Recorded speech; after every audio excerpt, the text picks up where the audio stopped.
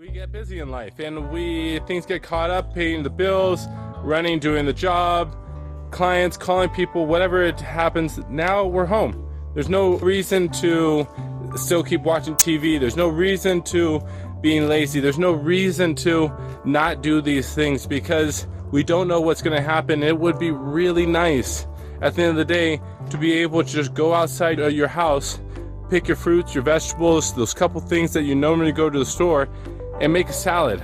Get a few strawberries or make some apple cobbler pie, whatever, just because your house is producing majority of what you need, the raw materials to live a comfortable life. And maybe not a great life, but at least you have your food, your kids are healthy, and everyone's bellies are full. So today we are going to be pruning our trees.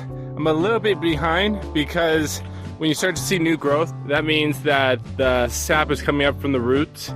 But it does get down to a situation where you kind of got to ask yourself, like, some level of quality harvest, or do you want a whole bunch of mini ones? And also this year we want to take advantage of our crop. So just be aware that new buds and new flowers are going to be growing on new growth, not the old growth. So stuff like this, nothing's going to grow on it, right? But stuff like this, because it's new growth, you can even see the buds, is going to produce. So old growth won't produce, new growth will. Also, we've just kind of allowed these trees to grow because we haven't had the time to pick them and go through the whole process.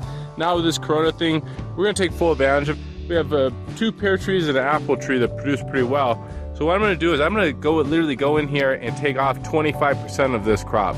I'm going to open up the center section. I'm going to have a lot of the fruit producing on the outside so I can come and pick it and make it easier to pick. If I need to climb up, I'm going to open up the center portion. I'm going to cut off all the dead growth as well so it's not trying to suck anything out. And then I'm going to come up to the top and I'm going to take off the very, very top.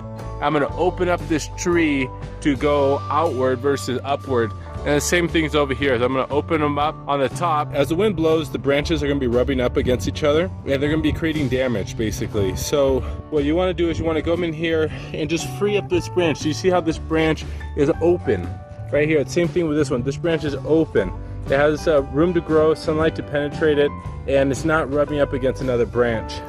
And do you see how this one, these two right here, are completely against each other? It opens up a little bit down here at the very bottom, right here, but all these smaller branches really just mess it up. So I'm gonna look at both these branches. I'm gonna see, okay, which one has the most amount of buds going? Because if it has the most amount of buds going, you're gonna have obviously the most amount of fruit, and you don't have these lower branches that are going to be damaging the fruit, or the wind's going to be blowing and knocking the fruit off. So I'm gonna probably just gonna have to make the hard call. And just take off this lower branch and let the rest kind of grow open. You see this one even too right here. I'll probably even cut this off so this branch isn't rubbing up against this, knocking the fruit off.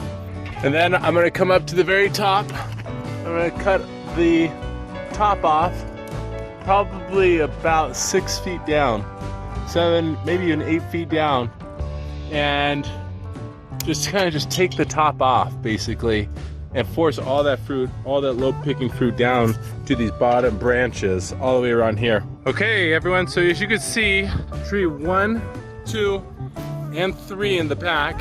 You can see what we did. Open them all up completely. I got real lucky. I was able to get a lot of the dead stuff off.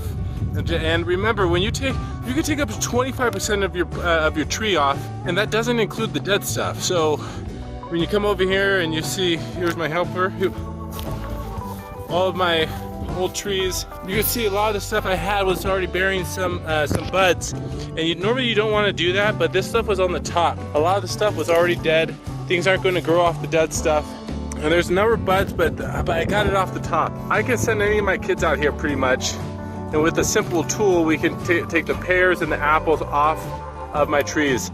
Anyways, guys, I'd love to hear your opinion on how well I did on trimming my trees. If you guys have any suggestions or improvements I could do next time, please leave below in the comment. And River? And please like, subscribe, and comment down below what you thought of it. Thank you, everyone. Have a great day. Wait! What are you buying retail for? Become a member and go direct to the manufacturer as low as $50 a month. Learn more below.